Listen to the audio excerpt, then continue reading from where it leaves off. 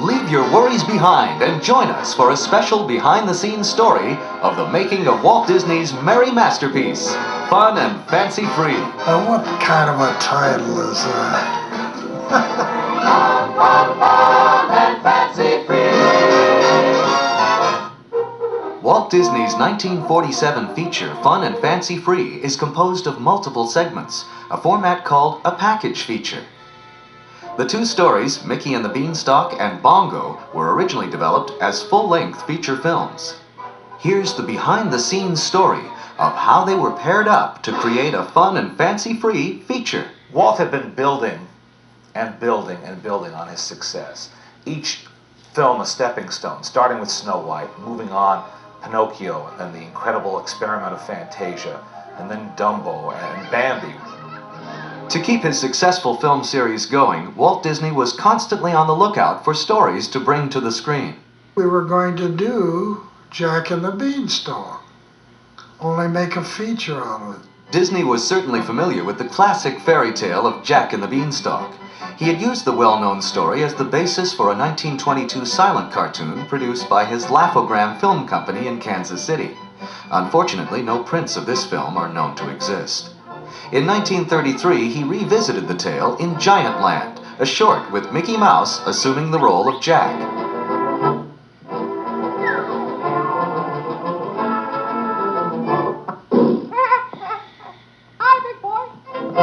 In 1938, Walt pitted Mickey against a giant again, this time as the brave little tailor.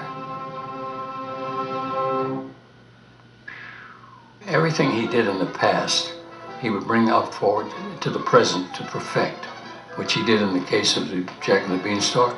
With his experience as an adversary to giants, Mickey was a natural for the lead in this giant new feature-length film.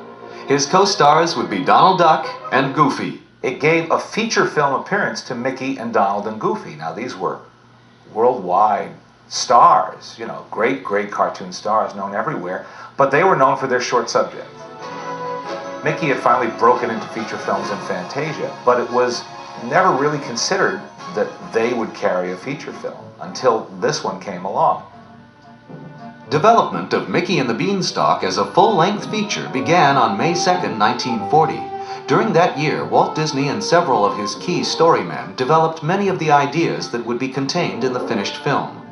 The growth of the beanstalk while Mickey, Donald, and Goofy are asleep. The gags at the giant's dinner table.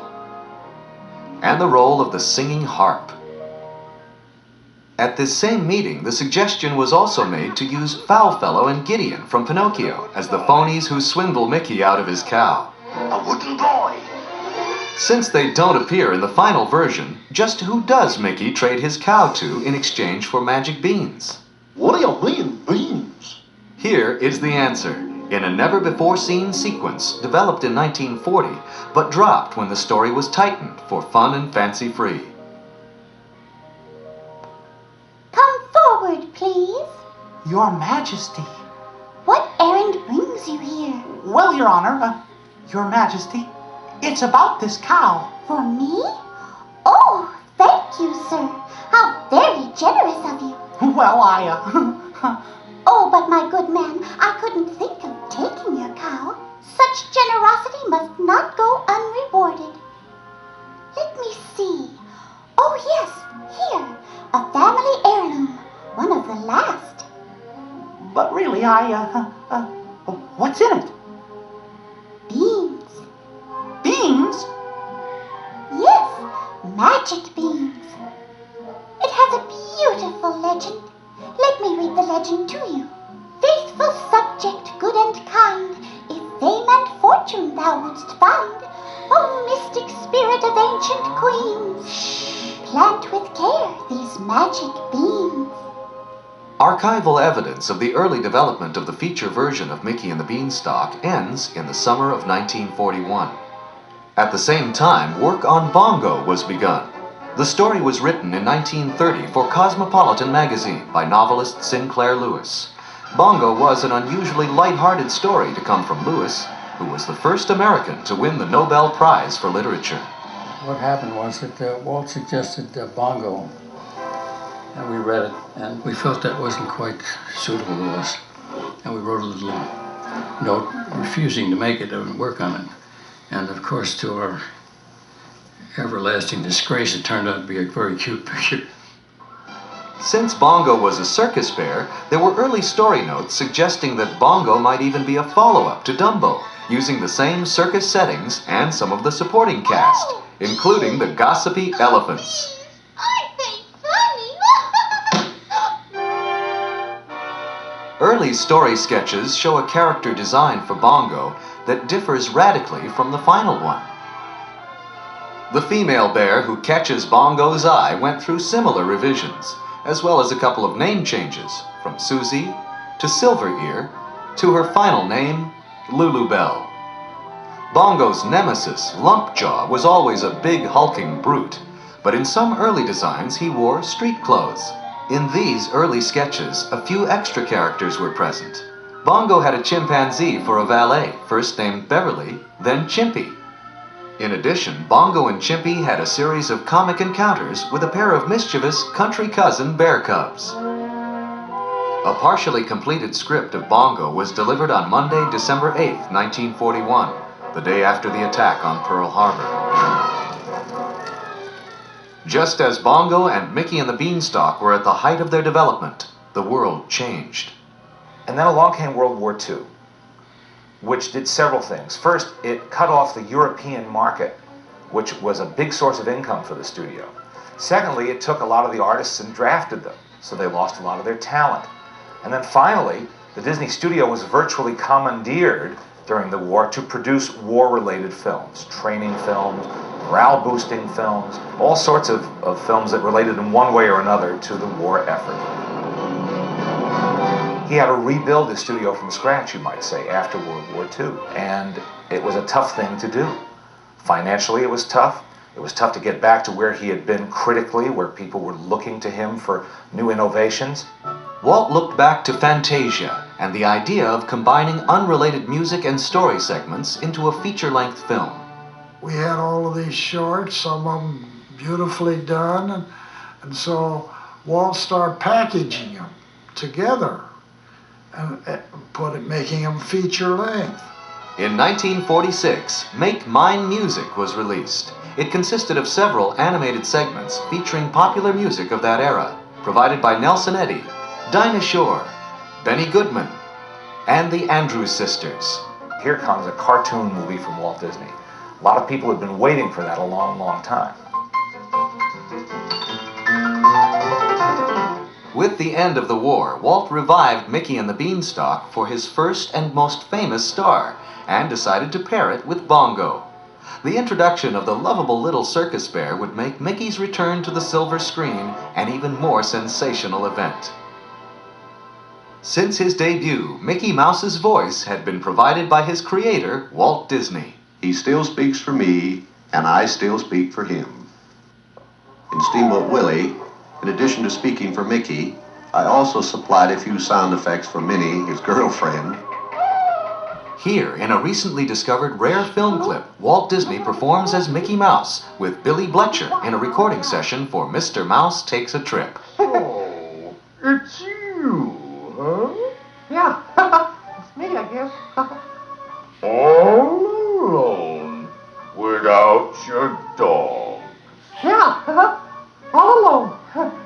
You know, I used to have a little cat once. And when it was left all alone, it'd cry, meow. Walt had recorded Mickey's voice for Mickey and the Beanstalk in the spring and summer of 1941. This film would be the last time that Walt would regularly provide Mickey's voice. Jiminy Cricket, the popular supporting character from Pinocchio, was recruited to set the lighthearted tone for fun and fancy-free. Jay Cricket. You can call me Jiminy. Oops. Sorry. And if there was ever a happy-go-lucky cricket, it's Jiminy. And because the theme of our show is on the lighter side, we're going to let him be our guide and narrator. Giving voice to Jiminy was his original voice, Cliff Edwards. They called him Ukulele-Eye, and he was big. He had just a nice voice, unusual voice. It had a great range from high falsetto down to lower register. I'm a happy-go-lucky fellow, full of fun and fancy free, and you can make the whole world seem mellow. Take it in your stride like me. Don't cross a bridge or peep around the corner until you're there. Just learn to smile, and in a while you'll find trouble is a bubble of air. Get a happy-go-lucky feeling, keep it and I guarantee that you'll find you'll wind up living in the sun, full of fun and fancy free. This sprightly song, I'm a Happy-Go-Lucky Fellow, which opens Fun and Fancy Free, had actually been written for, but dropped from, Pinocchio nearly a decade earlier. I have to say a word about Billy Gilbert, who does the voice of Willie the Giant. I can change myself into the darndest things. Delightful guy whose shtick was a comic sneeze. Because he was so well known for this sneezing routine, when they auditioned voices for Snow White and the Seven Dwarfs, he was the obvious choice to do the voice of Sneezy. You're sneezy. When they recorded the voice of Willie for Mickey and the Beanstalk, they thought of him again. What follows, presented publicly for the first time, is Billy Gilbert's original test recording for the role of Willie the Giant. That's it. But look, I want to be a Easter bunny with pink ears, pink eyes, and pink feet, and a pink, I want to be pink. You sure you don't want a pink bunny? A human host was chosen to tell the story of Mickey and the Beanstalk, ventriloquist Edgar Bergen. Edgar Bergen? Never heard of him. Edgar Bergen, who is best known today for being Candace Bergen's father, was at that time a hugely popular star of radio, who had also been in a number of movies. And he achieved the incredible feat of becoming a star on radio as a ventriloquist. And Charlie and Mortimer seemed as real as any characters that anyone else could have brought to life. You just wanted someone to sing him to sleep. Well, why didn't you turn on the radio? Well, they didn't have radios in those days. Yeah, that's why they called it Happy Valley. Bergen and Walt Disney were longtime friends. Walt had even featured Bergen's Charlie McCarthy in several short cartoons. On a beautiful sunrise, I respect your nose. In 1950, Bergen would also be a guest on Disney's very first television program. Mr. Bergen, is there anything you would like to see in the Magic Mirror? Co-starring in the live-action segments was child actor Luana Patton.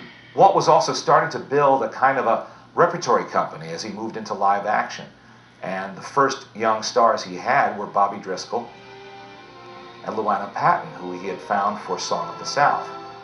Telling the story of Bongo was Dinah Shore. Oh, a musical story sung by Dinah Shore. Well, what are we waiting for? Dinah Shore was a very popular singer at the time, had hit records, and also was featured on her own weekly radio show, soon to be a television show. So having her name as the singer-narrator of Bongo was a real asset to the film.